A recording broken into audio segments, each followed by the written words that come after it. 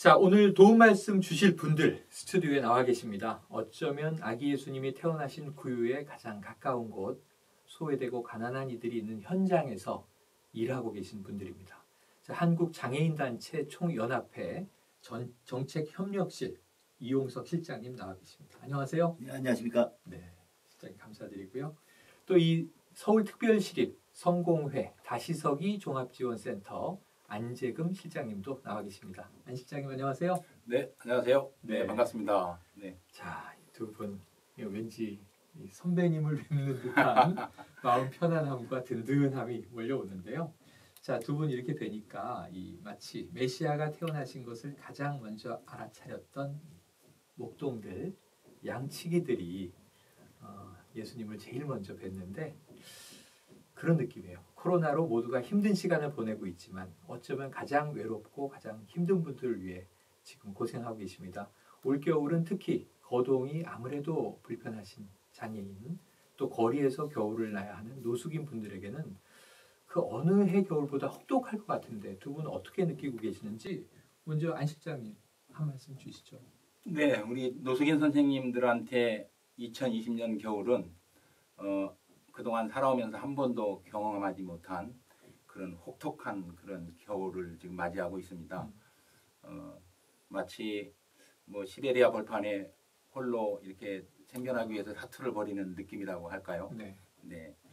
아마도 그 코로나 팬데믹으로 인해서 노숙인들에게는 마지막 그 거점인 그런 마지막 보루인 뭐 무료급식소마저 이게 문을 닫고 지금 뭐 한 끼 한 끼 그 식사가 아주 절급한 그런 네. 상황이어서 더욱더 그렇게 느껴지는 것 같습니다. 물론 우리 홈리스 선생님들에게는 주거 지원이 뭐 가장 최우선이지만 지금은 한 끼의 식사가 가장 시급한 그런 상황이 되어서 제가 정말 어느 겨울보다도 네. 그런 추운 겨울이 아닐까 지금 그런 상황 속에 있습니다. 한 끼의 끼니가 네. 절급한 상황이다. 네. 뭐 이보다 더 어떤 정말 그 안타까운 이야기가 없을 것 같고요. 그럼 이제 장애인분들 가끔 보도도 나오고 있는데 이 실장님 어떤 상황입니까?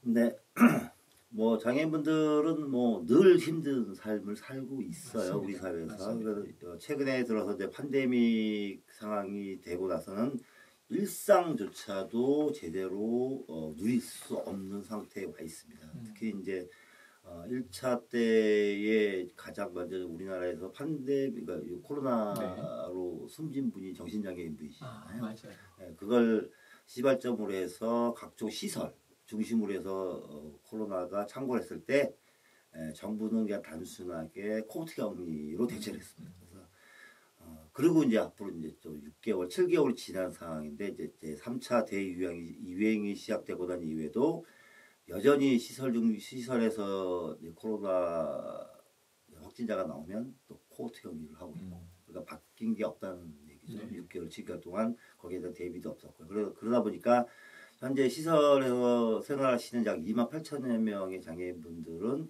여전히 그 코로나의 공포에 지금 시달리고 있고요. 그 같이 종사하시는 종사자분들도 마찬가지예요. 최근에 이제 본격적으로 이제 장애인 당사자 확진자분들이 이제 나오고 있는데요. 여기에 대해서 긴급 돌봄 지원이 안 돼서 그분들이 많은 그 곤란을 겪고 계십니다. 특히 이제 활동지원 서비스를 받고 계시는 분이 확진자가 되면서 활동지원 서비스가 끊어지고 그렇다면 신변 처리조차도 제대로 이루어지지 못하는 상황이 돼서요.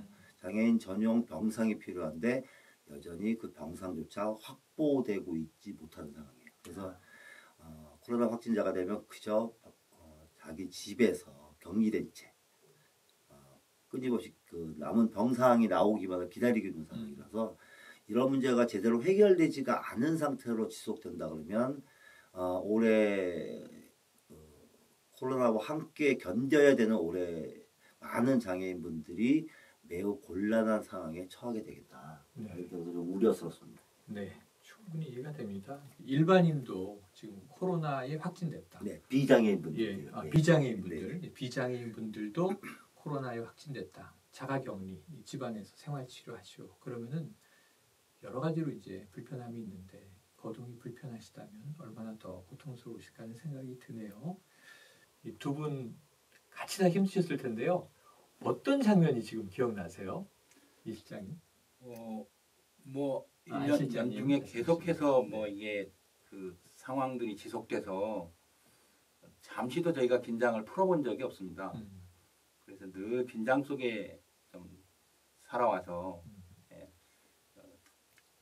우리 노승인 선생님들도 문제지만 케어하는 우리 직원들도 번아웃돼서 아, 그렇죠. 네, 정말 1년 내내 확진자 나올까봐 노심초사하면서 그 긴장 속에서 사는 게 지금은 좀 탈진 상태까지 왔다고 네, 할까요? 네. 네, 좀 그런 상황이어서 좀 안타깝습니다. 아, 그러니까 어떤 특별한 장면이 문제가 아니라 거의 1년 가까이를 네. 초긴장 속에 계시니까 네. 스트레스도 커지고 네, 지금 탈진, 우리가 뭐 의료진도 번아웃 증후군 네. 이야기하는데 네. 지금 이 소외된 분들과 함께 하시는 분들도 거의 탈진 상태다. 네. 지금 안 실장님이 말씀 주셨고요. 이 실장님 특별히 어떤 힘듦이 있으셨습니까? 네, 올해는 아마 우리 장애인들뿐만 아니라 우리 사회가 처음으로 겪는 맞아. 경험이 될 것 같은 생각이 드는데요. 장애인분들이 초창기에 4월달, 3월달 이때 대구 쪽에서 크게 확산되는 바람에 네. 매우 그 당시에는 어떻게 대처해야 될지에 대한 문제조차 지침조차 없는 상태에서 많은 장애인분들이 곤란을 겪었어요. 활동지원 서비스를 받는 분들이 대부분 활동지원 서비스가 끊어지고 집에서 자가격리하는 과정에 정부에서 갖다 주는 그 생필품들이 대부분 생쌀, 네. 생라면을 갖다 줘서 며칠간 굶었다는 분들의 하소연도 있었고요. 네. 그래서 그 문제를 또 해결하기 위해서 보건복지부 쪽과 저희 쪽에서 계속 끊임없이 논의를 했던 것. 그러니까 1분 1초 혹은 이 코로나 상황이 시설 중심으로 해서 퍼지는 것하고 그다음에 지역사회에서 재가장애인들한테 퍼지는 것이 거의 비슷한 속도 네. 아니면 네. 방식으로 퍼져나가는 상황이어서 당시에 그 활동가분들이 직접 서울에서 지방으로 내려가서 활약하시고 그랬던 기억이 납니다. 그래서 그러니까 그런 것들을 한번 겪고 난 이후에 관련되는 뭐 매뉴얼이나 이런 것도 제작이 되고 그다음에 대응 마련을 하기 위한 부산한 노력들이 있었고요. 그래서 그런 것들이 좀 많이 생각이 나네요. 아, 정말 저도 기억나네요. 보급품, 생필품을 주는데 생쌀과 라면인데 어떻게 드시게 될지 그 과정은 아무도 생각을 안 한 거잖아요. 네. 안타까운 장면들이 있었습니다. 자, 이 소소한 일상이 이렇게 큰 변화를 겪고 있을 때 장애인들 그리고 노숙인들에게 지난 1년 얼마나 힘겨운 사투의 기간이었을까? 이건 저희는 상상하기 어렵다고 봅니다. 이 지난 1년 마스크가 특히 이제 생필품이 됐잖아요. 이거 없으면 안 되는 이 바이러스의 유일한 백신이다. 백신이 나오기 전까지의 백신, 방패 이런 얘기들을 많이 했는데요. 청각 장애인들이 마스크로 입이 가려져 있으니까 소통이 불편한 점 아무도 또 돌아보지 않았었죠. 최근에 서울 시내 몇몇 구청, 경기도 고양시, 경북 안동시에서 이 사회복지과 직원들이 투명 마스크, 그러니까 입이 보이는 마스크를 쓰고 이 청각장애를 가진 민원인들을 돕고 있다는 반가운 소식을 들었는데 이게 우리는 잘 몰라요. 이 실장님 이게 얼마나 중요한 대목입니까? 네, 이거는 특히 이제 그 청각장애인분들 그 수화를 통해서 정보를 주고받는 농인분들은 입이 가려진 상태에서 그러니까 표정이 대부분 우리가 말하는 관형사 역할을 하죠. 네. 형용사, 네. 관형사 역할을 하기 때문에 단순하게 수어만으로는 주어하고 수로 정도고 네.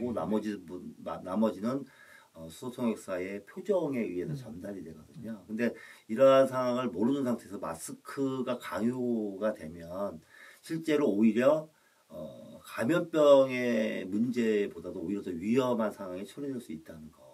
정보가 제대로 정보 전달이 안 돼서요. 그리고 최근에 처음 팬데믹 상황이 도래했을 때 정부에서 이제 매일매일 그 기자회견을 통해서 당시의 상황을 알렸잖아요. 맞습니다. 근데 그 당시에 수호 통역이 제공이 안 돼서 농민분들은 정보 접근에 매우 불리한 상태가 돼서 어떤 상황인지 모르는 상태. 그럼에도 불구하고 누군가 마스크만 강요되는 상태여서 이분들이 처음에 많이 곤란을 겪었었어요. 그래서 본인들의 의사도 제대로 표현하지 못했고 그다음에 그 의사를 전달받지도 못했고 또 한 가지는 뇌병변 장애인 같은 경우에는 그 장애의 특성상 마스크를 하고 일상생활을 하기에 매우 어려웠거든요. 네. 그래서 이런 문제 또 그리고 발달장애인분들 같은 경우에는 마스크를 쓰게 되면 그것을 매우 두려워하고 불안해하거든요. 네. 근데 이제 그 일방적으로 거기에 대한 지침이나 어떤 방법, 그다음에 마스크를 쓰는 것을 친숙하게 만드는 훈련이 없이 일방적으로 단순하게 위험하다는 이유만으로 감염에 취약하다는 이유만으로 무조건 강요되는 방식으로 마스크가 보급이 됐었어요. 그래서 그런 문제들에 저희가 끊임없이 이제 그런 문제들을 좀 수정하고 개선해야 된다고 요구를 했었고요. 그다음 초창기에는 마스크가 무지하게 비쌌어요. 맞습니다. 네. 한 개당 뭐 1,500원, 2,000원 정도 해서 맞습니다. 많은 장애인분들이 마스크에 접근하기가 어려웠어요. 경제적으로.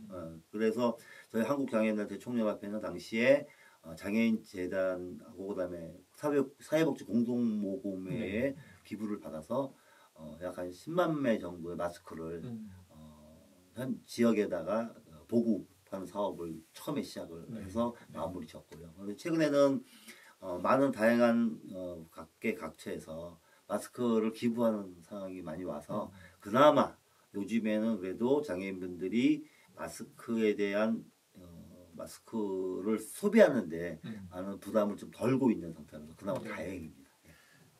이게 참 그래. 비장애인 입장에서도 이게 네. 답답한 마스크를 구할 수 있는 건가? 왜 이렇게 비싼가? 뭐 이런 고민들. 네.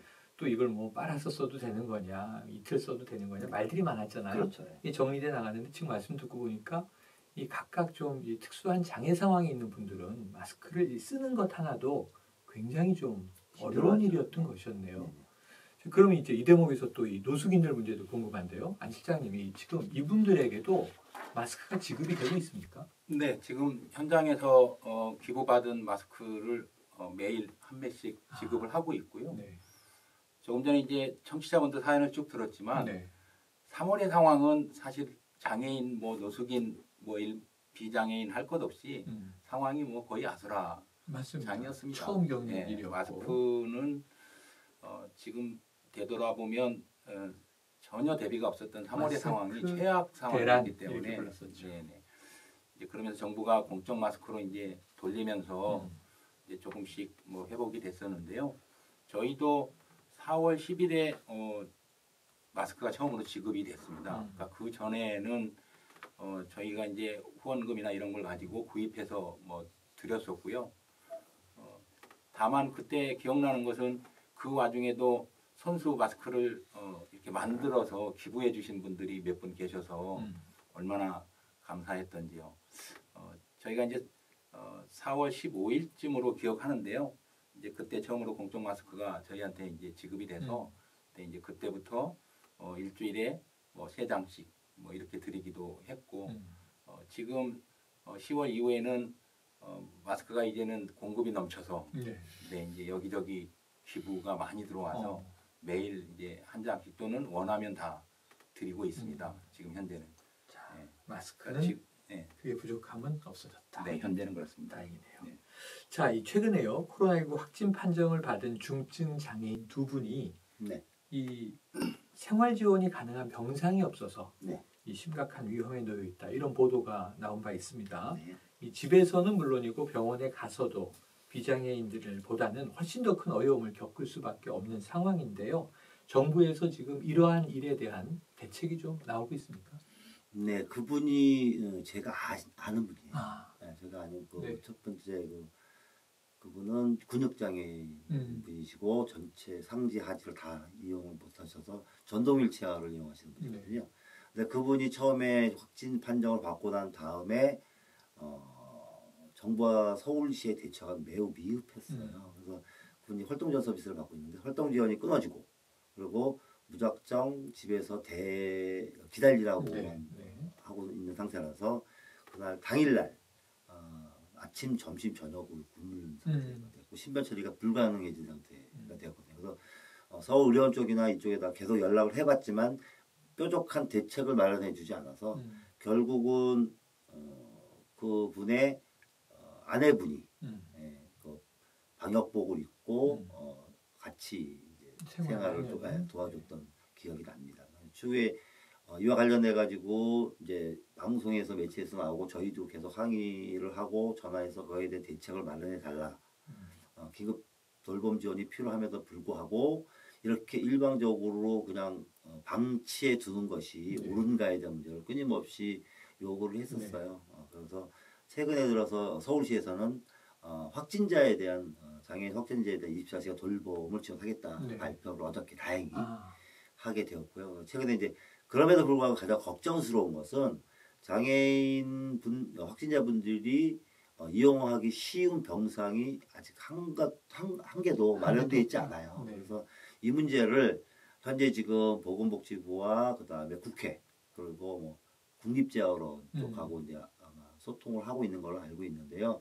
아무쪼록 국립재활원 쪽에 장애인분들이 편리하게 이용할 수 있는 병상이 좀 있으니까 그 병상을 좀 개방하고 제공함으로써 장애인 확진자분들이 설사 확진이 되었다 하더라도 좀 안전하고 편리하게 병을 치료할 수 있는 좀 환경이 마련되었으면 좋겠습니다. 네, 너무너무 이게 당연하고도 또 절박한 상황인데 이게 워낙 뒤늦게 또 이런 일이 대응이 있군요.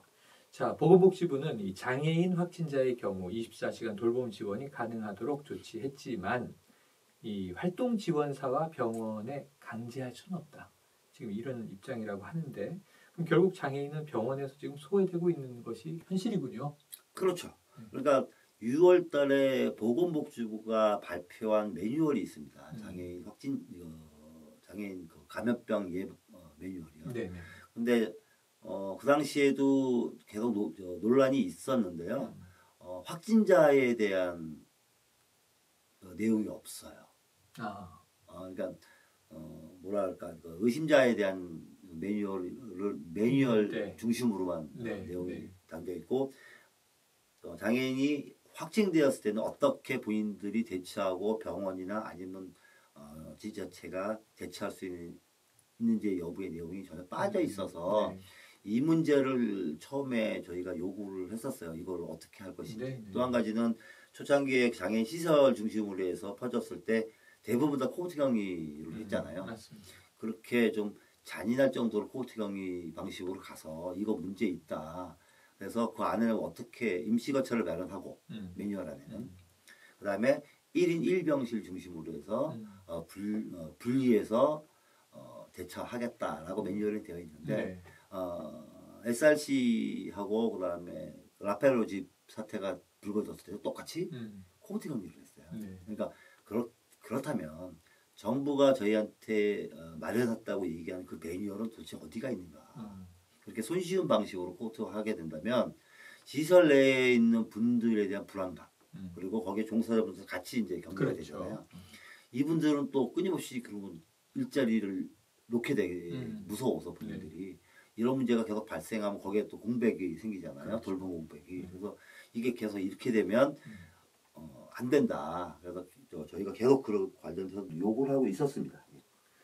그래요. 자, 이 장애 유형과 특성을 고려하지 않는 지금의 비장애인 중심의 방역 체계에서는 이 장애인들이 배제될 수밖에 없습니다.